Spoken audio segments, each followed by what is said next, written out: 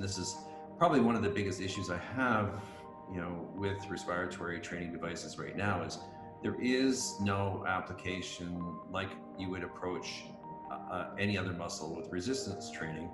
First of all, you have to differentiate the number of problems, and then you get your categories, and then you can do your training theory application, and then you get tons of experience.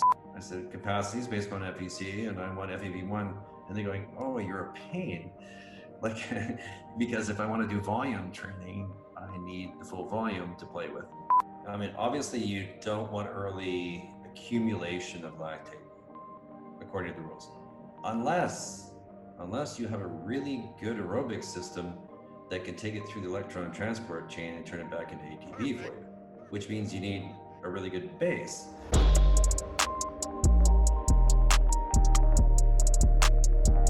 Yeah, so in writing this resistance part 1 lesson, it was torturous. But when it came down to it, one of the things that you always see people hanging themselves on is an improved 1RM means this, and improved 1RM means that. And you're going, no, that's what you chose to do the research to show that it changed. Right. And this is like, a higher VO2 max or VO2 peak is always the sign. And you're going, well, how they get there is more important, and unfortunately, the way that we do research, we tend to hang on to that one sentence and going, well, that was a judge, but was it a 1RM, the right thing to select when you were looking at a strength endurance program or a hypertrophy program? It's not. Yeah, it's always even I was listening to some guy talk about ways that we extract truth from information that we find, and he obviously talks about research a lot, and one of his points was that you can have true facts that actually portray the overall picture as wrong, or that introduce bias, even though you're actually using true values and right and correct data. You can flip that around and make it misrepresentative of the whole, if you're not careful in your methods and how you apply it and then how you interpret it.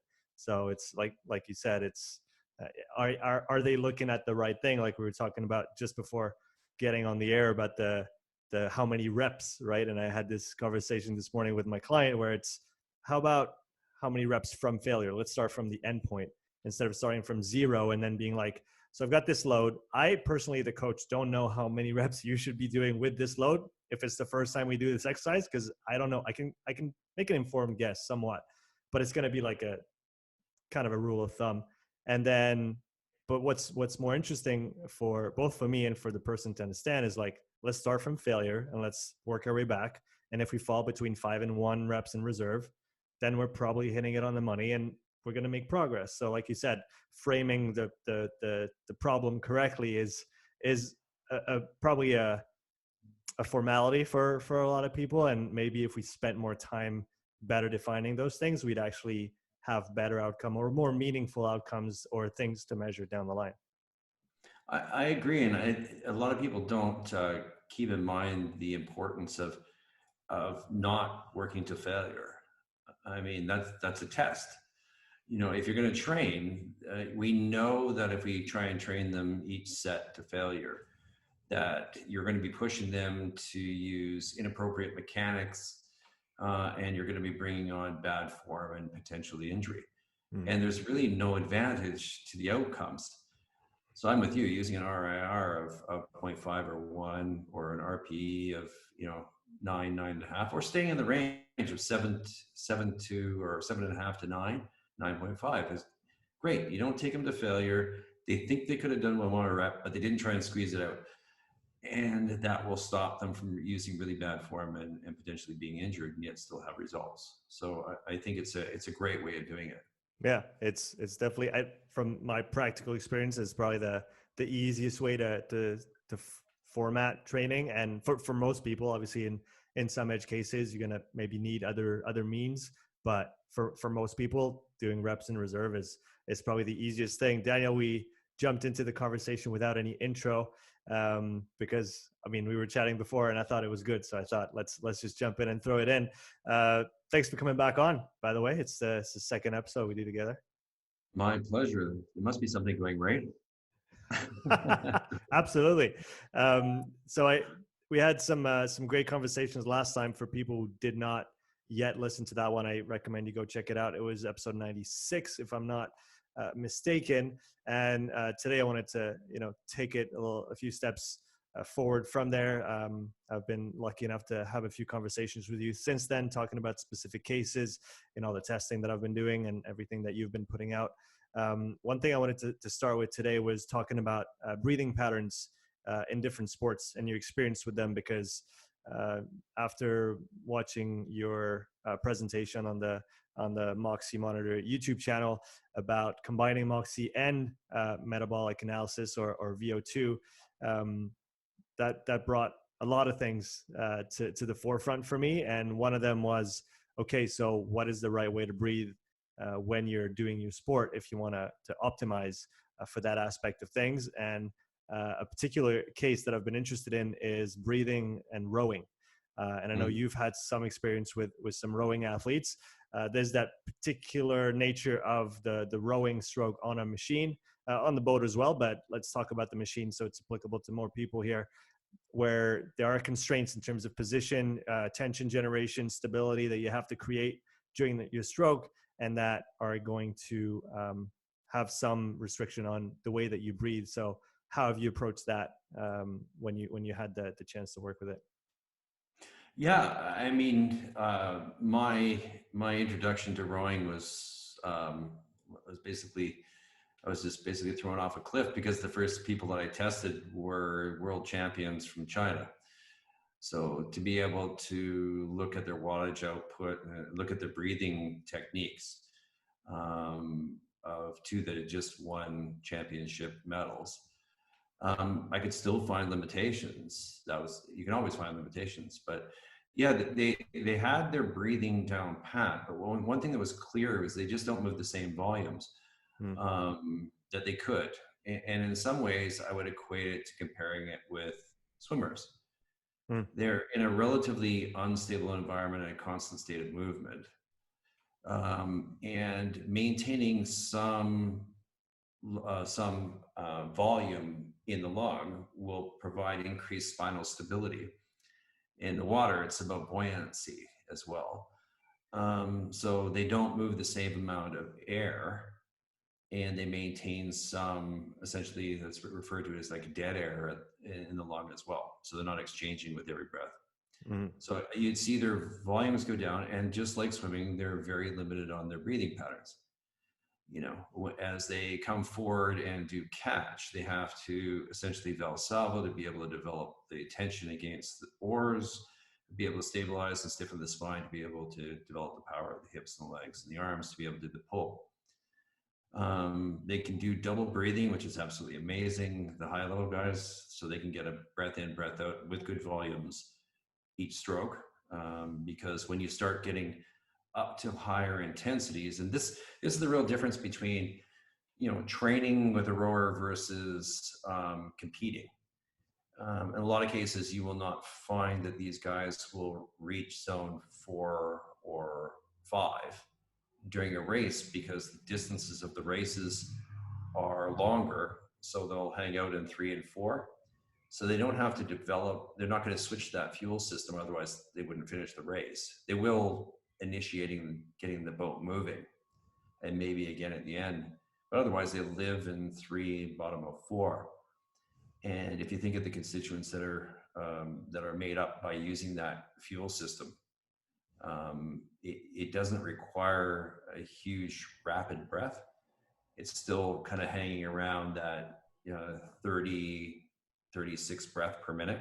And they could just they can meet it into the cadence that they're using.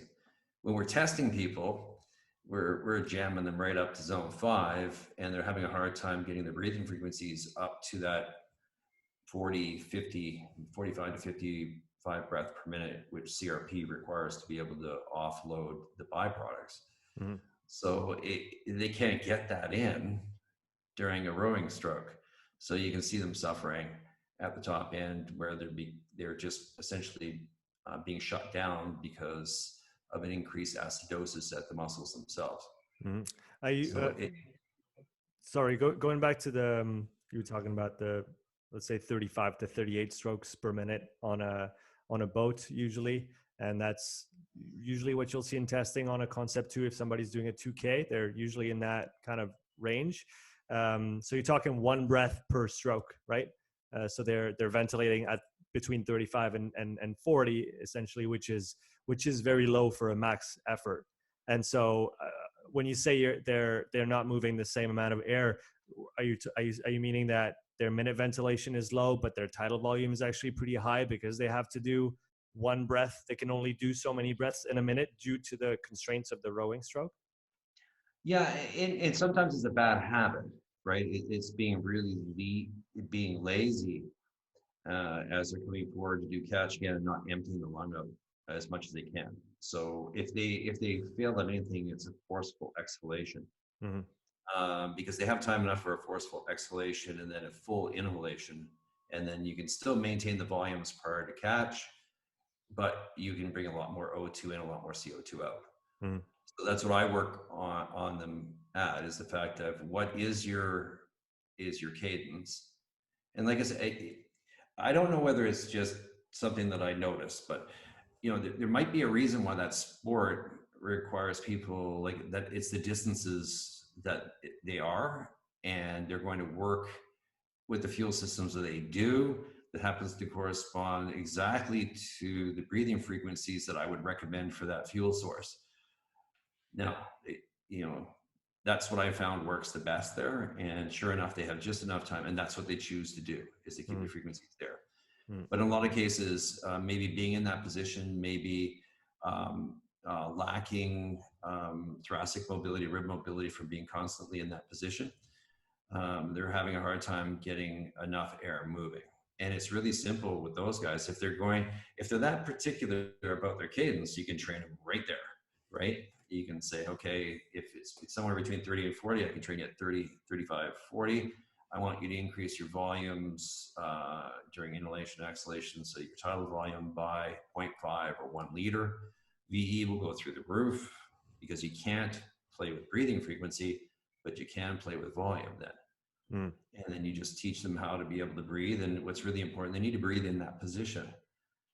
So the training must be very functional, unless they have a respiratory capacity issue that limited them from doing it in the first place. Then you could train them in another position and then adapt it to that position. But if they have good respiratory capacity, there's no reason why you can't increase their volume significantly and still meet the cadence requirements. Yeah. So stick. And you're going to increase their spinal stability and stiffness. And, I sell it on that behalf as, if we keep the volume of the lung high, we're going to be able to develop more power distally. Yeah, which makes sense, because as you breathe in, you contract the diaphragm. The diaphragm acts as a spinal stabilizer, and you could argue that more range of motion on the diaphragm, more air in, more contraction on the part of the diaphragm, and hence more spinal stability, and so better platform to generate force and power from. Yeah, it's so great to hear people talk about the mobility of the diaphragm. It's such a thing that nobody discusses. Yeah. We can talk about thoracic and rib mobility, and people kind of understand that, but those that have studied muscle stiffness and the role that muscle stiffness plays, it's delightful to have them as part of this conversation, because they know what I'm talking about in order to get that muscle to move through full range of motion. Yeah, the more, and that really, I would say, started with that presentation that I mentioned before, and that I probably mentioned many times since, and just really thinking of the respiratory system and its component muscles as muscles that can be trained, and they all have a range of motion, and they all have an absolute strength, and they all have an endurance, and you can test those things, you can measure those things, and then you can train them. And so it's at first, when I first heard respiratory training, I was like, oh my God, how does that work? And now, and it's funny because you said it from the start, and so did Brian, and so did Andre. It was like, no, don't think too far. It's like, apply the same principles of what that you do already with other exercises, other loads, other positions, and other qualities, and just apply it to that musculature that is just completely overlooked for whatever reason, right? It's there, they're muscles, they can be trained just like any other muscle, yet half the people don't even know that you can, and probably the other half is just saying that, well, it's useless because who needs that? Well, yeah, and there's the other component too. Like, of course, for some reason we don't think of the heart as a muscle, which really cracks me up. But they get tired, and they get fatigued. They have issues with O2 delivery and CO2 extraction too. I mean, it's really funny, that thing that drives your respiratory system can have the same problem your legs have, or they crap out over 30, 40 minutes. And this is probably one of the biggest issues I have, with respiratory training devices right now, is there is no application like you would approach any other muscle with resistance training. And not just, and resistance training is complicated. There's just one, right? Whereas, do we need to strengthen it? Do we need to increase its power? Is it in a particular, is it the eccentric movement or the concentric movement? Is it around a stiff joint or not around a stiff joint? Is it about strength endurance over time? And yet you buy most inspiratory training devices. First of all, training devices, they're mainly inspiratory. Okay, that's only training one direction. It's mainly has resistance, which is great for strength, but maybe that's not the issue. And some have both, but you can only do between 10 and 30 reps, and then you need a rest because you're going to get dizzy. And you're going, this is not appropriate. Like, I can't adjust the parameters of a respiratory training program because the device itself is so limited. Yeah, and that's, I guess we were talking about this just before, but with the P100 now being available, I know Brian and Aaron are releasing their NX later in the year as well. So I think there's definitely going to be more players in the space, and some really interesting devices that have now all those combined abilities, and so that kind of takes it to the next, gives you the tools to do the job properly, where before you kind of had to mix and match or find different tools depending on what you needed. For example, one of my clients has been doing great work with the Spire Tiger recently, and now he's still limited on his FEV. His FVC went up a bunch. He's breathing much better on the rower. I've got Moxy data and others to support it, but now his FEV is still low. And so I got him to get one of those little resistance devices so that he can train that power on a somewhat low resistance. And the way I think about it now is don't think about like the resistance on the, do I want him to move like a 1RM, or do I want him to move 70% really fast? Like, is it more explosive outcome that I'm looking for, like more velocity, like think velocity based training? And so where do I put the resistance? Well, probably on the low side, where you can, and it doesn't have, well, obviously if I had metrics, it would be better, but I can say, well, do you feel like there's a lot of resistance when you're blowing out on this? Or do you feel like you can still get a bunch of air through just with a little bit of resistance? And that's where I want him to work to get that, 1 second max volume exhale up, because that's, again, going to help him down the line. But I had to switch from the Spire Tiger to the other tool in order to accomplish that, because the first one didn't have all the options. But going back to the initial point, those tools are going to be really helpful for everybody to actually train things properly. Yeah, I agree with you. That's a very sound theory, what you're doing. Maybe it's neuromuscular. You go, well, I don't know. So one thing that with a device like that with resistance on expiration is I crank up the resistance times 5 reps just so he engages. So he feels it and then turn it down and then still apply it. And then you've got a neuromuscular component prior to your training component. Mm-hmm. And if you just apply the same concepts. You could do isometric, over what are they called? I guess the stuff that doesn't move, like you do a really heavy thigh pull before doing Olympic lifts or something like that, just to stimulate the system. And talk about, I guess it's potentiation at that point that we could pull out of the hat, and you could do the same with breathing. Yep, flood the system as long as you don't blow your eardrums out. So, exactly. So it's That's the way I've always approached this, because, you know, when I started using Spiral Tiger back in 2006, as you know, there was nothing out there. And you get the program shipped to you because everybody begs for somebody else to send you a program so you don't have to think. And I kept staring at it and goes, this doesn't make any sense. It's not going to make any difference. And I went, screw it. I'll start all over again. And you know, it took a while to be able to. First of all, you have to differentiate the number of problems, and then you get your categories, and then you can do your training theory application, and then you get tons of experience, and then you recognize this could be changed significantly, or the load could be higher, or load could be lower but better if it was a longer duration workout. And then you actually break all that out. I'm just about to write, I was going to write resistance training part 2, but I've received a bunch of texts from PNOE owners saying, can you just write the respiratory training side of the house? I went, yes, okay, I'll write that up as well. So I'm writing 2 or 3 lessons on respiratory training that will be available through our certification program. And it's just great having these devices, because let's face it, Spiral Tiger Go was it was a good piece of kit, but man, you need to know what you're doing. Yeah. Yeah. Or you need to not care about the screen and put a metronome on and just, you know, do like have the right bag size and the metronome and just play by that, instead of having to have the device beep at you because it's, you know, breathing correctly or in the right tempo. But like you said, it's all coming together, and maybe taking that one step farther when we talked about breathing patterns in sports. If I understood it properly from your presentation, if we're doing something, let's say simple, like a run or a bike, is the range that we want to be breathing at during the effort, is that correct if I say that we want to be between about 60 and 75% of FEV? Is that? I'm actually pushing people 75 to 85% of FEV1 Okay. as a peak VT. Yeah. So yeah, you know, and I don't mean achieved it once on a odd breath in, but you know, if you're using a moving average breath of 5 and it's averaging out, you can find that they can breathe between 75 and 85%. They're golden. If they're at 85, assuming the spirometry is correct, because that's always I start getting people that tell me, oh, you achieved 92%. I went, no, your spirometry is horrible.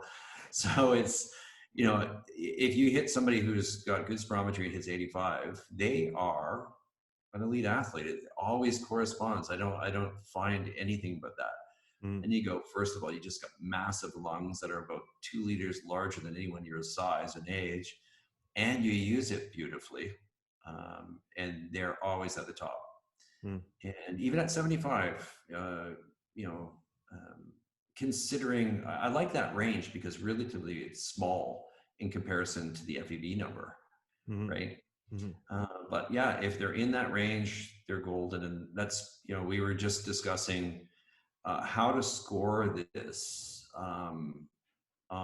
with Panagiotis and Manos from our platform team and our technical team. And I originally wanted to go with a standardized curve. And then I stared at the data, and we have, of course, thousands and thousands of tests. So they just run it and they send it to me, and I just stared at it and went, this isn't going to work. Because really what we want to know is, you know, if you score over 85%, I don't want you to be an excellent because your test is probably poorly done.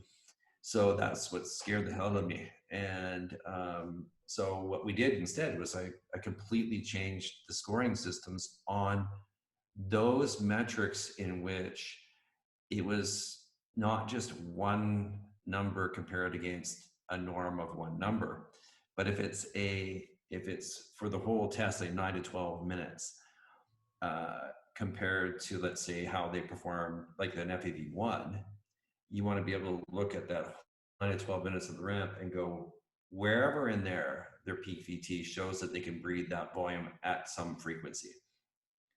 And then you compare it to it. So what we did instead was we changed the categorizations to optimal, they're between 75 and 85, minor limitation, moderate limitation, and severe limitation. And it's funny. It's just a lot of staring at data and going, okay, I see what's going on. Now, what do people really need to know? You know, in the end, that evaluation side of the house is the most important part. Mm, And so what would people want to know? What would the customer want to know about themselves? And what would the owner who's ever doing the metabolic analysis want to know? Is they want their eyes drawn towards, oh, they have a moderate or severe limitation. They can look at all the data and be able to say, ah, okay, I can see what's going on here. mm. Yeah, And that yeah, makes sense, and it also gives solid parameters from which to program and train. Right, once you have someone's spirometry, and right now I don't have a VO2 or a metabolic analysis tool, but I'm still able to do the spirometry, and then from that, if I have an FVC and I have a good ratio with FEV, then I can just base my respiratory training on those values, knowing that, like you said, that 60 to 75 is like okay, but then if you can push it farther, then it's better. So now I know that. And what I've been doing, just to simplify it a little bit, I've been just using, again, that's assuming that the person has an 80% ratio between FVC and yes, FEV, or FEV FVC. Then I would just base it on FVC. And so, as much as I know you like to base it on FEV, but just saying, hey, well, now we're going to be working, when we're training, when we're exercising, we're going to be between 50 and 70% of your FVC, which is the equivalent of 60 to 85 on the you got it. FEV. And if now that's my range where I want to be training, and I want to be very good at the lower range, and then I want to be ideally even better at the higher ranges, and then I can play with frequency. And now I have all my parameters. And when my athlete writes to me and he says, okay, I did I don't know, 4 sets of 4 minutes on, 1 minute off at 40 breaths per minute at 70%. Now I know I can push them a little farther and do a little bit more. But again, it's going back to those, just applying the same principles as we apply to training, Yep. to respiratory training. But we have to know where to start from. And I think that's what was missing for me at the start, is like, okay, so what do we look at first? And it was really like, again, your presentation that was like, put that FVC and FEV on the map and be like, this is your starting point. This is how much lung space you have. Now, how do you use it in training? And this was a game changer. Well, thank you. Yeah, it is funny. I remember making the switch from FVC to FEV1, and it was entirely because what if they're not between 78 and 82%? Right. And it was strictly for that reason. And I remember rewriting all my forms. Wasn't a lot of work, but it was sort of like, we can do this better. You know, let's just move this over a little bit. But with respiratory capacity, all my training's on FVC, and in my conversations with IDEAG, that was the interesting conversations. You say, well, what do you want to base it on? I said, capacity is based on FVC, and I want FEV1. And they're going, oh, you're a pain. Like, because if I want to do volume training, I need the full volume to play with. And if I guess we could reverse engineer it and times it by 100 and some percent. But with FEV1, it's all about, how you're performing in that sport. The other thing that was, was bringing in the concepts of what position they do their training in. Yeah. And that was I remember attending one of Gray Cook's courses. I had a chance with having dinner with him in China, and I told him, this concept of what's he called, the 5-5 principle, where you have 5 positions and 5 different things. Well, in this whole idea of from lying flat, working up into high kneels and standing, I just applied that specifically to respiratory training. I said, if they're incapable of performing this training in this position, move them back a position and give them a chance. And that's, that's how I originally started off, with having people breathing and sitting with their elbows propped. That was me going, okay, how do we really just take away the job of the spine on stabilizing, or of the respiratory system to stabilize the spine? We'll prop you up like a tripod and just let you breathe the hell out of the lung. And that's how I came up with the idea of the elbow prop position. The same thing what I call my Dizzy Gillespie drills, which is taken off all over the place. And that's on mobilization, that when you're breathing in, bringing the elbows up, was just me thinking, okay, how can I really get the ribs to roll? That the physio side of me was all about that. And then coming down and bringing the elbows down and in, and then being able to essentially, Dizzy Gillespie, the trumpet player, that's exactly what he used to do. Mm. So I thought, okay. And it's so amazing to see so many of these concepts transfer over. Yeah, And because it's, you're assisting the structure. You're moving in a way that's going to help the structure move the way you want the structure to move while you're breathing, right. and so it's literally just like an assistance for what you want to happen, so you can get more out of it, so you can do your job better. Same thing with swimming. Right. Like, I mean, now in a lot of cases, people will turn significantly, but there's still a bit of head turn in that position. There's an ability to train swimmers once they're okay down the pipe. How are they in the full swimming position where they have to breathe in, Mm. and they'll breathe out mildly in the water, right? But they really need. You hear a lot of people, they'll, instead of getting rid of all the air just before the turn and the breath, they'll hang on to it. You can hear them breathing it out. And when the head comes out, then you're going, why? Like, get rid of it before you get into that position, so you can really concentrate on deep breath. Mm-hmm. Is there some other sports that you've dealt with over the years where you've had to get pretty creative with the positions that you work those athletes in regards to respiratory training? Some like really specific stuff, or maybe things that people wouldn't think about otherwise. No, I think aerodynamic position on the bike for those time trialists is just, it's brutal to breathe in that position. But I would say those people that transition between sports but forget to bring their lungs with them. Do you have an example?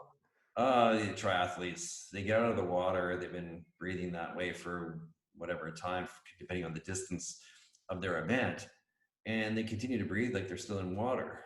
And so I had all my cyclists, they had to have a sticker with, now breathe like you're on a bike, pasted to their handlebars to remind them that, okay, it's time to change everything up, because otherwise they'll end up, they'll just not use their full lung.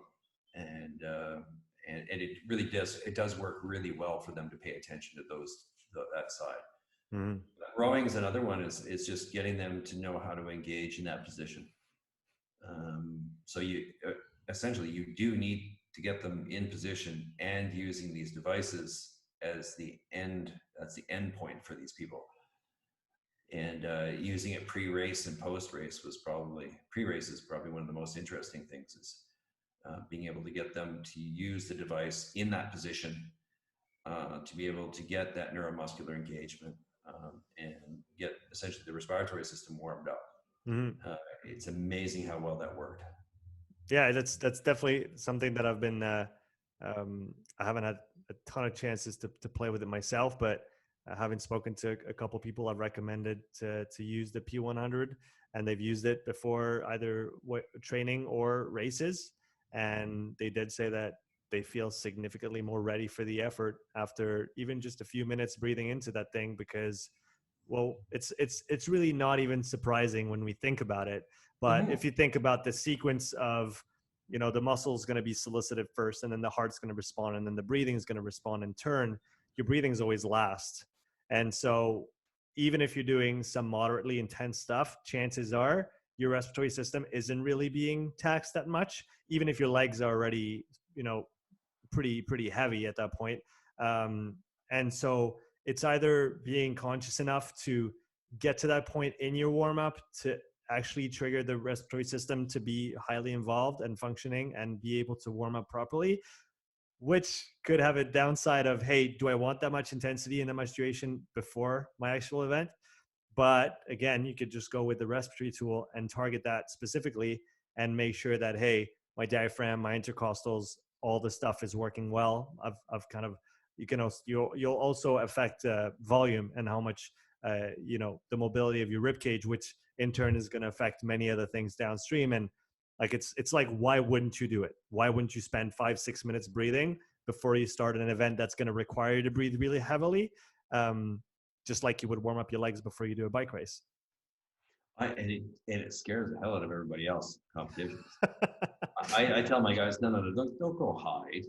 Stand right on the race start line. And while they're sitting around just shaking their legs out, kind of staring at each other, you're pounding away on a 5-liter bag, or you're working for 5-10 minutes, just getting your respiratory system going. It completely psychs out everybody else, and you're off like a rocket, which is great.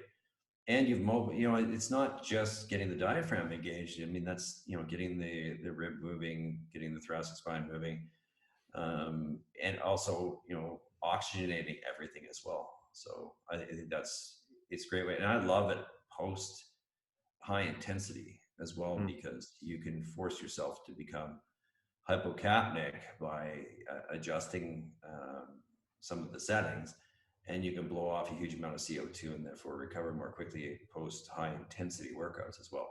Mm-hmm. Yeah, hypocapnic, for those who are not familiar with the vocabulary, is lower than normal levels of CO2. Is that technically correct? So you can train somebody to hyperventilate on the device, and it will help get rid of CO2 and the acidosis secondary to high intensity exercise programming. So your recovery is more quickly. And of course, one of the most important parts of training is recovery. Living to train another day. Yeah. Is really important for sure. I wanted to talk about, and that's really what you do a lot right now, is integrating the metabolic analysis with the Moxy, and that's really what the whole presentation that I mentioned multiple times so far revolves around. So what are, for maybe those who haven't watched the presentation yet, but they will go and watch it after this, why would you want to combine those two together, those two technologies, to be able to measure those different physiological components? Well, I mean, there's just straight data. The big things that metabolic analysis gives you, they're not as important to me as they seem to be to others, but you obviously end up with your fat max, you end up with VT1, VT2, anaerobic threshold, and VO2 peak. So you end up with, the big ones. To me, I don't fall in with that crowd. I'm more interested because you have O2 and CO2, then you have fuels. And that gives you all kinds of other information that the Moxy doesn't. So on that side of the house, if you can zone, Moxy has really interesting zoning. I love it. Generally 4 zones, and I did it for years, and I found it to be really good. It's a really good way of zoning, but it's great when you pack them together with VO2 and VCO2. You can see the switches more clearly and see agreement. And any breathing can really screw up what we think is going on. And because that Moxy doesn't have tidal volumes or breathing frequencies, you have none of that information. So you slam them together and you're seeing O2 delivery and utilization, which you can't see at the muscle, whereas you've got all this other stuff that's coming out of their face, which provides you all that other information, and together they just sandwich on top. I find the zoning is not that much of a difference. In fact, I've had conversations with people about, what zone is kind of missing when you're doing a Moxy, and you're kind of missing the 3-4 switch. Right. It's right in there that you're missing. But with the O2, CO2, and the breathing data, you can clearly see where they have a drive in the breathing frequency from around 30 to 40. And you see a large drive in VE that you're missing with the Moxy that will indicate the change from 3 to 4. 5 is really beautiful with Moxy, and the knowledge of how much O2 is being ripped off the hemoglobin at the muscle is really valuable on the Moxy side of the house for high intensity metabolism, because we have to kind of extrapolate at the top end where they don't have to, and we don't have to extrapolate the bottom end and they have to. So it's a beautiful combination. And then also knowing how much fat and carbohydrate you're using in total kilocalories, race planning has helped a lot with that. Because and also, maybe to dive a little deeper into this, because I was actually talking about it, this very topic with someone today. Um, there's the preconceived notion that, which is, I guess, in part true for some people, that at lower intensities you're going to primarily use fat as your fuel, and then you're going to switch that somewhere along the way to using uh, more carbohydrates. But like again, it's an oversimplification that somewhat applies, but then it's not the case for everybody. So can you maybe talk about what are the components that determine those different fuel usage zones, and how that can actually be improved with training? well, the statement that you made is in a normal population, Mm-hmm. and this is the problem is, either a metabolic disorder can have a huge difference, or whatever the nutrition side of the house can have a huge difference. But the training that they've done can have a huge difference on how they burn fat. And Can you give an example of this? I don't want to pick on the CrossFitters, but going out of the chute, paying no attention or being allergic to long and slow, and then constantly working out in zone 3 and 4, but never hitting 5. What it does, if you read the research, is it decreases your mitochondrial density and capillarization and kills your base. So Do you're you, killing your cells. It will actually decrease. do you have a sense as to why that is, that negative effect on the cells themselves? It's feedback loop. You Mm. don't use me, I'll go bios myself a different way. And if you're going to well, let's just get the carbohydrate running. We know this guy, and he always takes off, and he always works the same heart rate, so you might as well just get it stimulated. Mm. And it's exactly what happens. Most of the tests that I review, because they're problematic when I'm working with people, is they have horrible bases. First of all, what do I mean by that? First of all, the amount of fat they're burning per minute is poor. So if we're in zone 1, zone 2, I'm expecting you to pull 10, 12, 14 kilocalories per minute, okay, of fat with almost no carbohydrate. I have guys that will immediately activate carbohydrate. So it should stay buried in the basement. It should be snoozing and had to be woken up. But otherwise, boom, as soon as I put them into a warm up, carbohydrates is fired up. And you'll see with guys that are constantly in 3 and 4, it'll actually, carbohydrate will shoot up first Mm. because they know it's about to happen. And then it'll come down a bit, and fat will lazily go up because they never trained there. And their cellular health is so poor that it doesn't use oxygen well, and it certainly doesn't use fat well. The other thing that will happen is, besides a low amount of kilocalories per minute, the ratio, it'll be around 50-50 carb fat, and they'll, what I call a mixed fuel burner. So they're just running carb and fat all over top of themselves, and there's no clear cut Mm. spot in which they go glycolytic, because they're glycolytic from the beginning. This is not a good thing, because what you want to do it right is you want to make them metabolically efficient at the low end, and that will help with recovery. And this is where people, well, I don't want to work down there because it's boring down there, and it's not functional. And you're going, it's functional at the other end where you want to work, which you don't work at the highest intensities, because it's going to allow you to be able to recover well between your sets. So you're going to be able to put that effort forward again.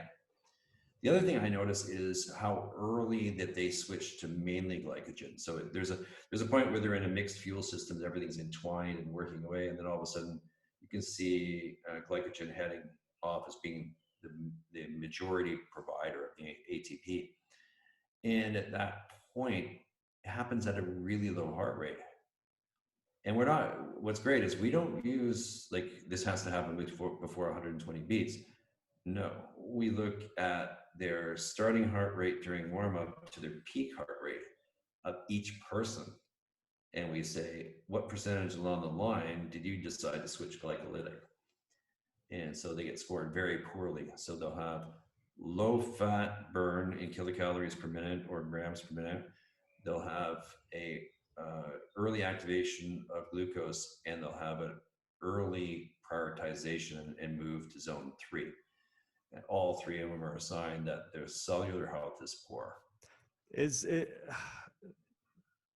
from what you understand, and your understanding being much deeper than mine, what comes to mind here is George Brooks' research on lactate. And one of the big chapters in the paper, that the overview paper that he posted, I believe it was last year, updating kind of it was kind of a meta-analysis of the research on lactate so far. And one of the big chapters was about fat store kind of activation, or the usage of fat as a fuel source. And it was inversely correlated with the amount of lactate present in the blood. How many other factors impact when you start to use or when you use fats, or when you stop using fats? And are these kind of the people that you're talking about here that don't have a base, are they just kind of switching right away to glycolytic dominant processes and just having too much lactate presence, which reduces in turn the amount of fat that they're going to extract from their stores and actually use as fuel? How big of a player is lactate in this overall picture of fuel usage? And then what other players are there? I love the question because it's two-pronged, right?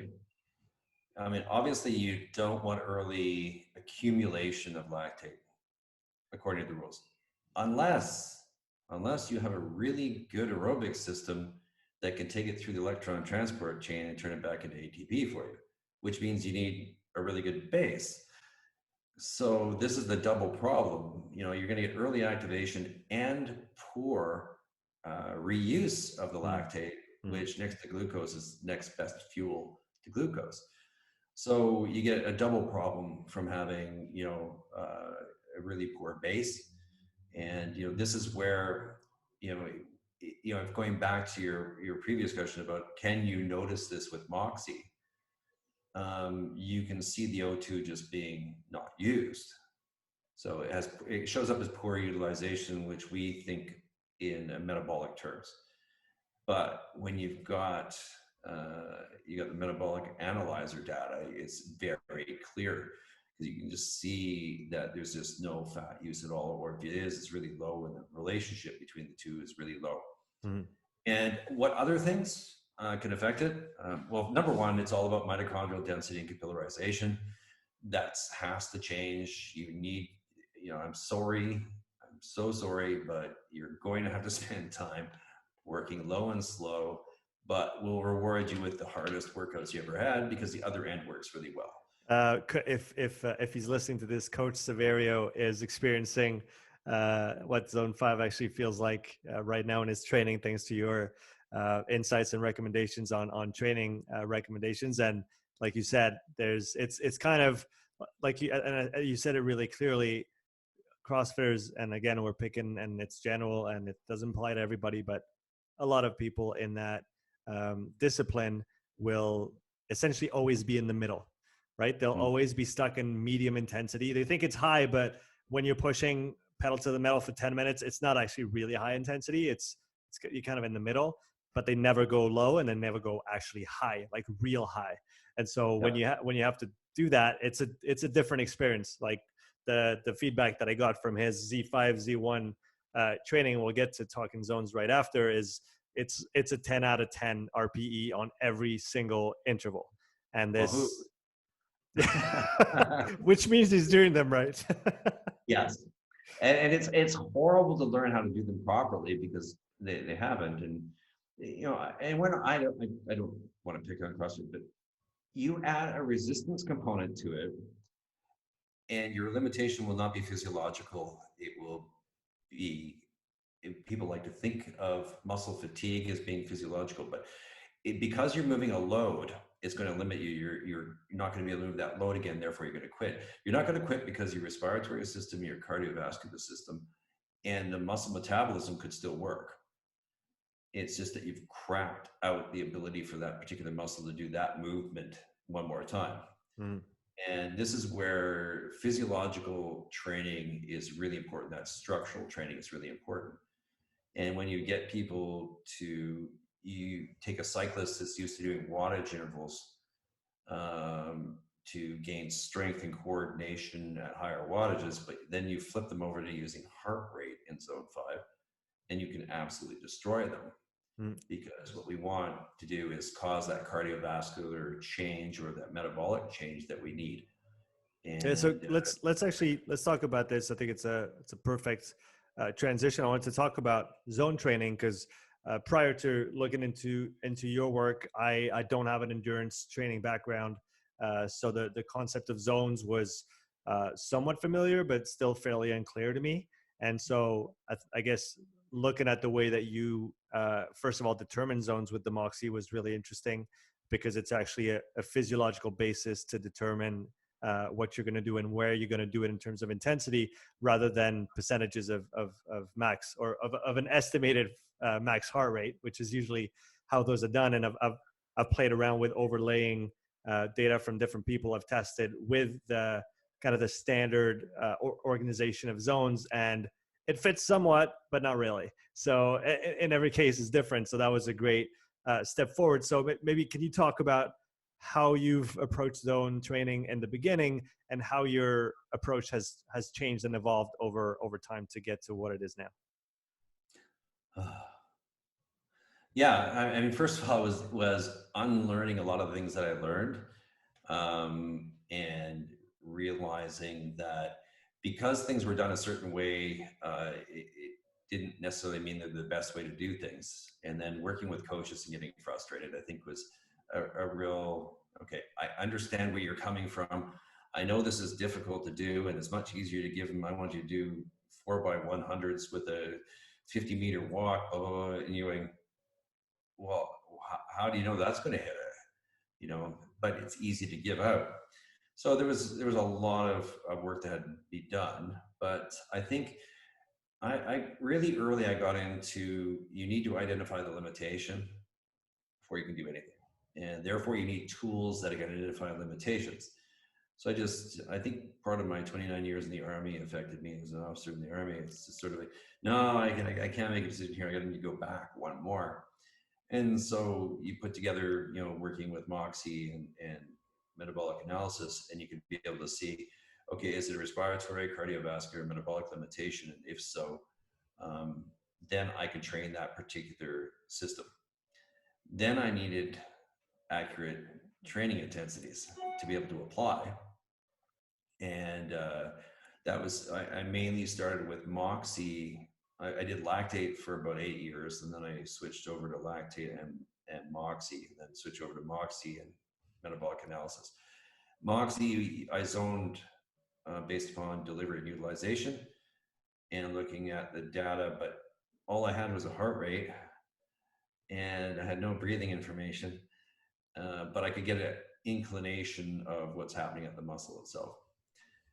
It really has become a lot more clear when you're working with the two of them together to be able to clearly identify, zone 1 in the Moxy, what you should see is a stimulation of activity at a low enough intensity to cause an increased delivery, but on increased utilization, so their SMO2 should go up. That's the purpose of recovery. To me, that was sort of like, is that recovery? Everybody says that's zone 1. Yeah, I want to work enough to cause a stimulation of delivery. So that was very clear to me. And then 2, the concept of it's everybody telling you it's long and boring, right? They should be level. You should be able to see no changes as you go along. 3, you should see a slight decline, and 4, you should see an inability to continue greater than 3 minutes, despite the fact that people do 5-1-5s and are testing for too long at the end. That's, I complain about that. But you combine that with the other information from metabolic analysis, and it becomes very clear which system is letting you down and how. Is it something that is voluntary? Are they doing it to themselves, or is the system just unable to do more work at that level? Because you can identify things that are completely trainable or coachable and uncoachable. You've got somebody with good respiratory capacity, they choose to hyperventilate or hypoventilate. I'm seeing a lot of hypoventilating now. thinking that they're winning and they're losing. So, you need to look at whether that's just coaching. It's great. You don't have to, you don't have to do anything else. But if it is base, your next question is, how many sessions per week can you do? What's the durations? What's your availability on the training? That really complicates things. I can design the perfect programming for somebody, and they say, well, I can only train 3 times a week. And you're going, okay, I should have asked that question first, because I've got to fit everything in. So you have to be able to design the program that will maximize the benefit for them. And essentially, you have 4 potential approaches with the person. You're either going to do cardio-based stuff, you're going to do interval-based stuff, you're going to do resistance-based stuff, or you're going to do respiratory-based stuff. That's it. What type of interval you do is completely dependent upon the individual, and whether it's structural or whether it's functional gains that you're after. Cardio is pretty simple. And resistance is huge. There's like 6-7 different types of resistance training. So it depends on what you choose to do there. And respiratory, there's about 5 different types of respiratory training. So you've got this big shopping list that can overwhelm you, but you've really got to it goes back to isolating and finding the limitation and deciding which one's the priority. Is one standing in the way of the other? And, in a lot of cases, that's the Moxy issue is this a delivery issue, or is it a true utilization issue? And if it's delivery, is it cardiovascular, metabolic, or respiratory? You need more information with it. So I think it's the exciting time, right? Where you can sit there and go, okay, they can give me 5 sessions per week. Did we have a conversation about a person that could only train 3 times per week? I don't believe we have, no. Oh, it's my favorite. 3 times per week. And you're going, all right. So I zone 2 my guys. So if they lack a base, then what I'll do is zone 2 them, but I'll make them do zone 5 intervals at the end of each zone 2 workout. Oh, so yeah, you're just bunching them up together. Yeah. It's it's funny. That reminds me of Evan's approach of doing, I forget exactly the setting, but essentially you're doing sprints into an auto-regulated termination depending on Moxy values into a zone 2 session.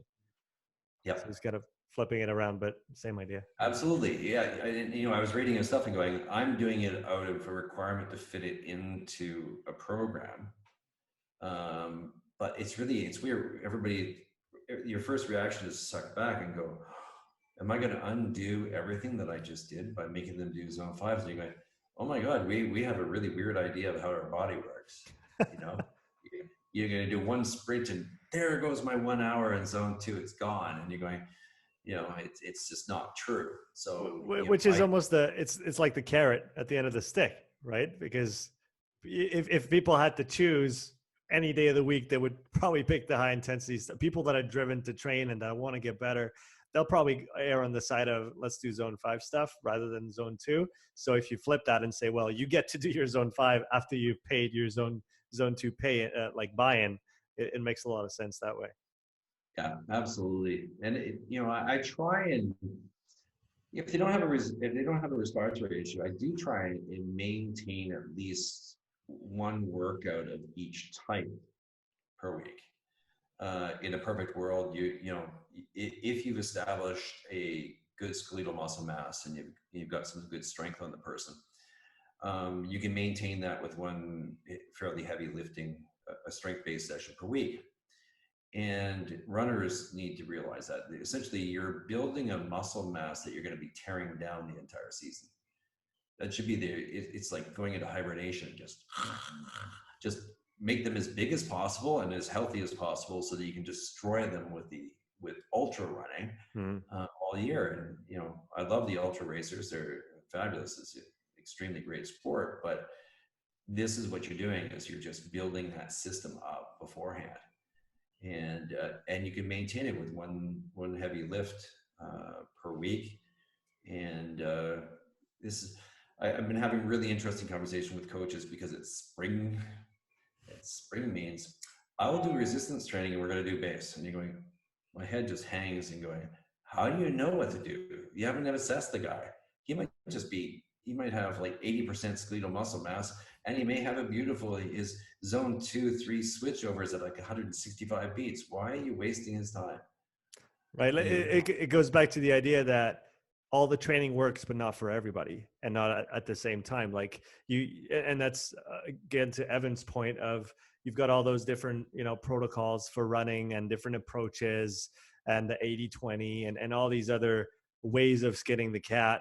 And certain methods will work with certain profiles for a certain amount of time, and then that changes. But if you don't determine the profile beforehand, how do you know which one's going to be the most effective?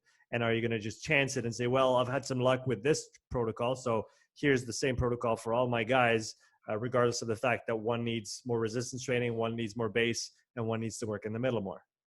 Yep, I agree. And coaches don't have to work in the dark anymore. I mean, they have us out there.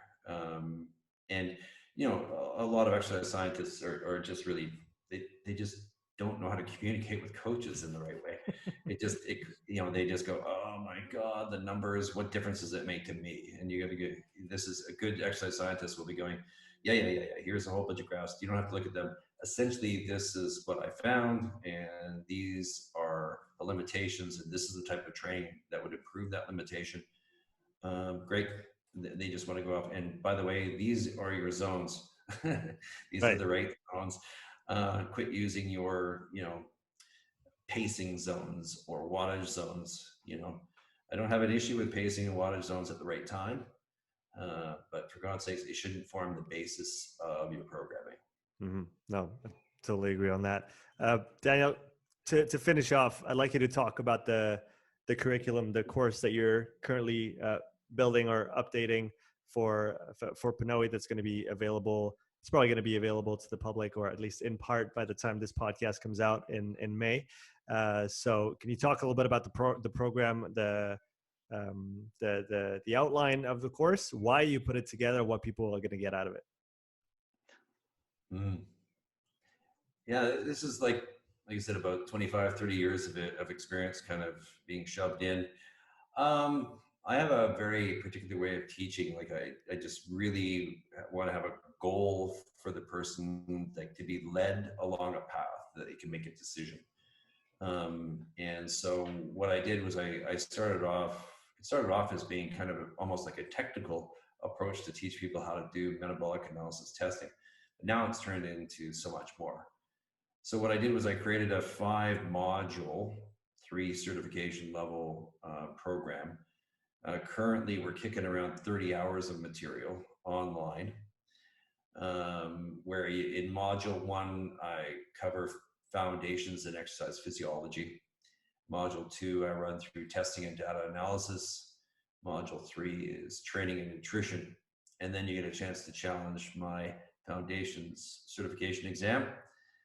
And if you pass that, you can come to module 4, which is advanced concepts, where I discuss where like integrating Moxy and metabolic analysis together, working with medical populations, working with different sports, and then integrating things like readiness and preparedness into the whole thing. Because the last question on any exercise prescription is great. Here's your package. What day do I do what? And nobody has a really good answer to that one. So I want to try and have a conversation about it as well. And then module 5 is a 4-day live course for those people that have made it all the way through, in which we actually will go through testing using Moxy, PNOE. I'll be bringing on board. It'll all be respiratory training. Everything else will be covered on a 4-day live course itself. And we're hosting through Inspire 360. And so up to this point, everything's been kind of through Vimeo. Like I said, by April 30th, my goal is to have everything up, including having CEC approvals for the major organizations, not only in the US and Canada, but also through our distributors in Australia, New Zealand, and in Europe.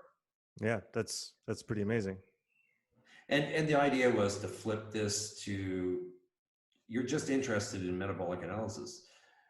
instead of it being a course for PNOE owners, realize that there's a lot of people that are really interested in metabolic analysis and would like an update on exercise physiology. And you don't need a device to apply a lot of the theory that I present.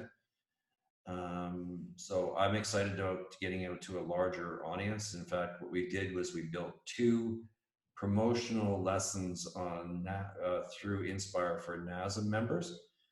It's for free. So they're going to be able to attend 2 introductory courses through Club Connect, through Inspire, and they're going to be able to get CEC credits for completing those lessons. Yeah, that's really good. Make sure that you send me that link by the time that, but when it's done, so that I can embed that in the show notes. So for everybody listening here, you should be able to find the link to the course in the show notes. If not, it will be updated in due time. Daniel, thanks again for coming on the podcast. It was a pleasure to talk to you again.